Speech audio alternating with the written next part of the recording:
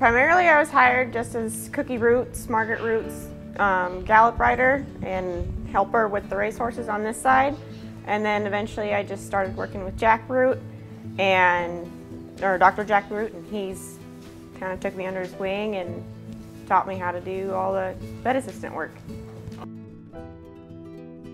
Here at this farm, Oakhurst Equine, they have about 15 to 20 broodmares, and then we have our stallions. So all of the babies here that we're training are out of Grindstone, our 1996 Kentucky Derby winner.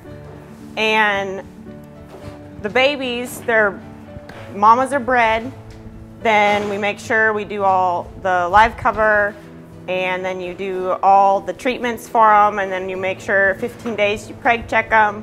So there's all these ups and downs, like they either don't get pregnant or they get pregnant, and once they do, they get rechecked a couple of times and then they go out to pasture. So, and a lot of times these mares have a baby by their side. It's always easier to get a mare pregnant with the baby.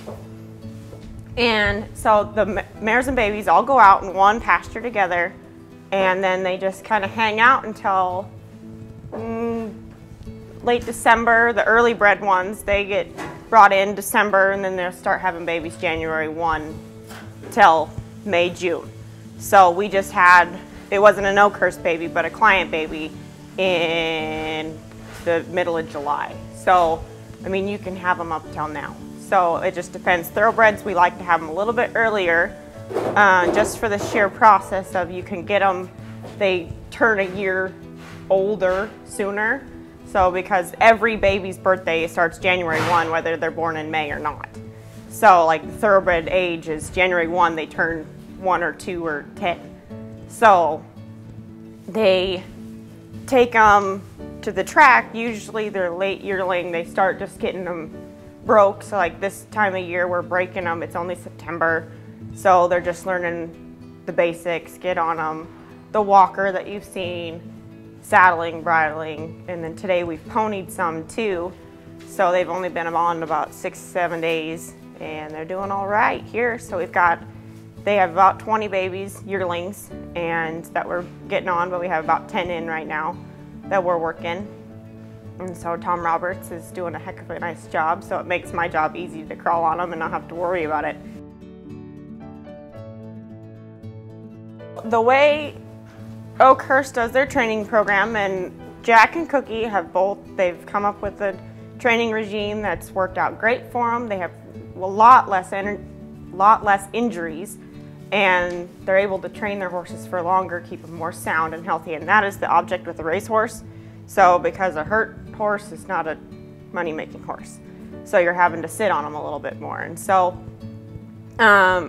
what they do is they train them. They got the 3-week on, 3-week off, and then they'll do different works, which is an actual like a race type setting speed, and then they'll do their works, and then they go a little bit further every time, and then they'll come bring them home, and the object of that is to build the bone density. So then they keep laying down new bone, and it builds stronger as they grow up. They take the 3 weeks off just to give the babies rest. So, and then they literally come home, they don't stand in a stall, they go out in the pasture with all their buddies. Especially, I mean, then they get to play and be a horse, but yet they're still out moving around, because in a stall, sometimes it can create more injuries. Also, if they're sore, then they can be sore somewhere else just when pulling them out after 3 weeks because they've just been standing.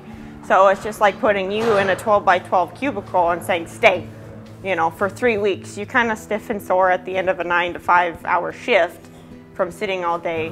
Whereas like if you're out and about walking around, you're just fine. So we pitch them out, let them be a horse, and then they come in a lot happier. So especially, they're only 2, so yearling and 2-year-olds. So they get to go play and have fun, and then they come in and they're sound and sane, and they're really a fun joy to work when they're like that.